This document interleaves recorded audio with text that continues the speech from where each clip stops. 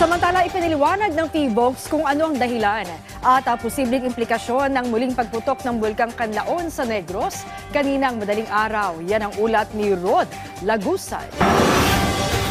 Muli na naman pumutok ang Canlaon Volcano kaninang madaling araw. Ayon sa PHIVOLCS, senyales ito na posible pa rin ang pagkakaroon ng hazardous eruption lalo't nananatili sa alert level 3 ang bulkan. Paliwanag ni PHIVOLCS Director Teresito Bacolcol, may tuturing na moderate explosive eruption ang pagputok ng bulkan. Anya, tumagal ito ng nasa 5 minuto at naglabas ng makapal na plume na may taas na 4.5 kilometers. When we say moderate explosive eruption, this means na mas malakas ito kaysa, of course, may hinang pagsabog. Pero this is not the worst case scenario.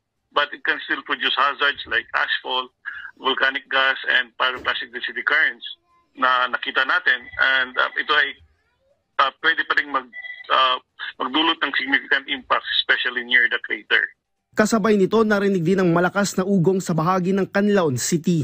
May pyroclastic density currents din, or PDC, na bumababa sa southern slopes ng bulkan, and may naitapong malalaking bato and nasunog yung vegetation sa paligid ng bunganga. Kaya yung nakikita nyo kanina na yung may mga videos na nagkaroon ng illumination, nasunog yung vegetation sa paligid ng bulkan.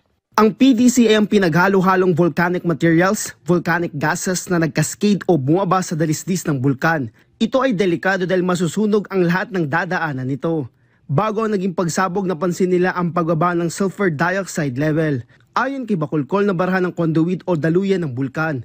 Dahil dito, nagkaroon ng overpressurization na siyang nagdulot ng pagsabog ng bulkan. Nakaranas ng ashfall ang bahagi ng La Carlota City, Bago City at La Castellana.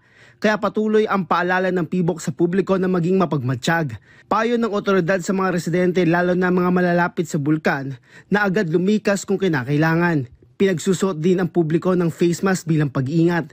Samantala, naka-high alert ng Field Office 6 ng DSWD at masusi nilang minomonitor ang mga evacuation center para magbigay ng mga pangangailangan ng mga apektadong residente. Rod Lagusan para sa Pambansang TV sa Bagong Pilipinas.